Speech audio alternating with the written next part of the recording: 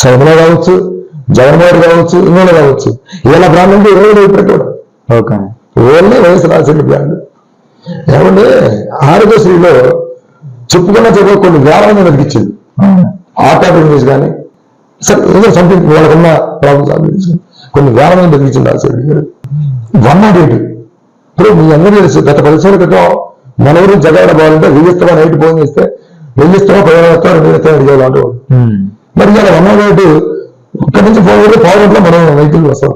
అది ఎవరు పెట్టింది? రాజశేఖర్ పెట్టింది. ఫీజు రెమెంట్మెంట్ ఇవాళ ఇంతమంది ఎస్సీ బీసీ ఎస్టీ పిల్లలు చదువుకోవాలి. ఇవాళ మన సచివాలయంలో పిల్లలందరూ కూడా రాజశేఖర గారు డబ్బులు ఇస్తే చదువుకునే మన దగ్గర అందరూ ఎస్సీ ఎస్టీ బీసీ మైనారిటీ పిల్లలే. వాళ్ళందరూ కూడా వాళ్ళు కూడా చెప్తారు ఖచ్చితంగా రాజశేఖర గారు డబ్బులు చదువుకొని నేను ఉద్యోగం వచ్చానని చెప్పేసి. మరి అటువంటి మహానుభావుడు, ఆయన పేరు తప్ప వీళ్ళిద్దరికీ శూన్యం, శర్మిల గాని జగన్మోహన్ రెడ్డి గారి. కానీ జగన్మోహన్ రెడ్డి గారికి రాజశేఖర రెడ్డి పేరు మీద ఒకసారి రాష్ట్రం మొత్తం ఏకగారు వచ్చి గౌరవించారు. కానీ దాన్ని ఆయన 5 సంవత్సరాల్లో కొలప్ చేసుకున్నాం. ఆయన నెలలు కావచ్చు, ఆయనకున్న చుట్టూ ఉన్న కోటలు కావచ్చు, ఏదైనా డ్వాక్రా మహిళలకి చేశాడైనా. డ్వాక్రా మహిళలు కూడా జగన్మోహన్ రెడ్డి వచ్చినప్పుడు ఎవరికి ఇలా అదే 0 వడ్డీ, ఒకవేళ 4 లక్షలు 3 లక్షలు 2 లక్షలు ఒక రోజుకి, ఒకవేళకి 15,000-20,000 డబ్బులు. అసలు పేద ప్రజలకి జగన్మోహన్ గారు చాలా న్యాయం చేశాడండి.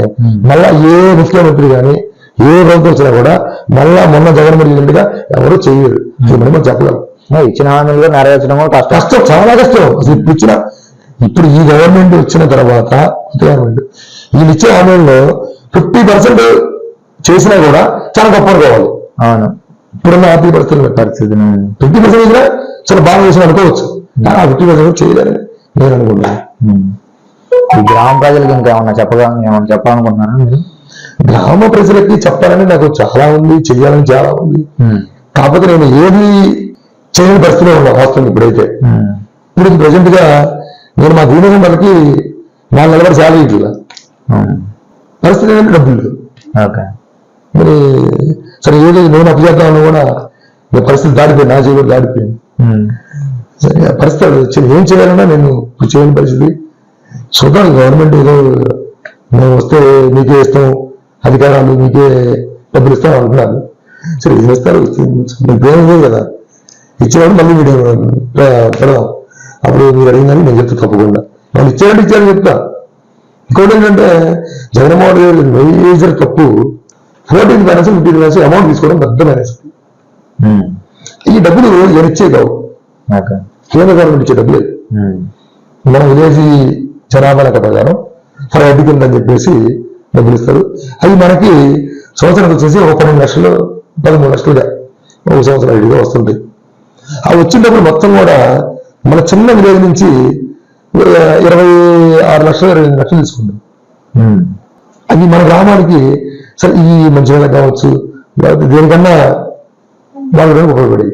అసలు అవి కూడా ఏమైనా తీసుకెళ్తారికి ఇప్పుడు మనకి స్టాంప్ డ్యూటీలు పోయినాయి, రియల్ ఎస్టేట్ లేదు, అసలు బిజినెస్ పరంగా ఏమీ లేదు. అవన్నీ పోయినాయి స్టాంప్ డ్యూటీలు. ఇంతకుముందు ఏంటంటే రియల్ ఎస్టేట్ ఉంటే దాంట్లో మనకు 5% 10% మన గ్రామానికి వస్తుంది. లేదు మన గ్రామాల పొలాలు అమ్మటం కొనటం జరుగుకుంటూ పోతుంది.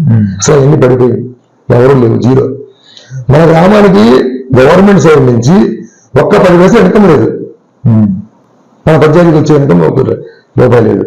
మనకి శాండ్ లేదు, ఇంకా మేజర్గా ప్లాంట్లు లేవు, ఫ్యాక్టరీలు పారిశ్రామికలు లేవు మనకి. మన పంచాయతీకి జీరో బ్యాలెన్స్. మంది ఇంటికి హౌస్ ట్యాక్స్ డిమాండ్ 3 లక్షలు చిల్లర డిమాండ్. 3 లక్షలు అంటే ఇల్లు కట్టేవాళ్ళు 2 లక్షలు 2,50,000 లోన కానీ 1,75,000 ఆగిపోతూనే ఉంటుంది కట్టిన వాళ్ళు. అది 7 ఏళ్ళ ముందుకు కట్టని చెప్పేవాళ్ళు. ఈ 2 లక్షల రూపాయలు 2 లక్షల వరకు మన పాసిబుల్ గ్రామం ఏం చేస్తాం అసలు? ఏం చేయాలి? వాళ్ళ శాలరీలు నెలకి 52,000. ఏది బీఎంఎస్లు అయితేనే, వాటర్ పైప్ లైన్ అయితేనే, ఎలక్ట్రిసిటీ అయితేనే, ఈ 6గురికి కలిపి 52,000 60,000 అయితే ఒక్కొక్కరికి 7,500. గవర్నమెంట్ ఇచ్చేది 6,000 వాళ్ళకి, కేంద్ర గవర్నమెంట్ ఇస్తుంది 6,000. ఆ 6,000 నుంచి నేను 15,000 కలిపి 7,500 ఇస్తున్నాను అందరికి. ఏది నేను సర్పంచ్ ఏరియా నుంచి అలా సందర్భంలో ఇచ్చుకుంటూ వస్తున్నాను అనుకోండి. సరే వాళ్ళు కూడా ఏంటంటే ఇలా నేను డబ్బులు ఇచ్చినా ఇవ్వకపోయినా ఉన్నా లేకపోయినా వాళ్ళు కూడా నన్ను ఈ రోజు కానీ ఇబ్బంది పెట్టి మేము డబ్బులు ఇస్తున్న చేతమని కానీ లేకపోతే మేము రావని కానీ అవి లేవు. సరే వాళ్ళు కూడా వచ్చి బాగా చేస్తున్నారు. డిపార్ట్మెంటల్ అంతా నాకు బాగానే చేస్తానని నేను అనుకోవాలి. ఎందుకంటే డబ్బులు ఉండేది కాదు, డబ్బులు లేకుండా మనం చెప్పు చేయించుకోవడం అంటే వాళ్ళు సారిస్తేనే మనకు పనులు అవుతుంది. ఆ విధంగా అన్ని మనకి ఆల్రెడీ సచివాలయ వ్యవస్థ కావచ్చు, ఈ యూనివర్సిటీ కావచ్చు, అందరూ మనకి బాగానే సాధిస్తున్నారు. ఈ 2 నెలలు అలా సాధించాలని కోరుకుంటా.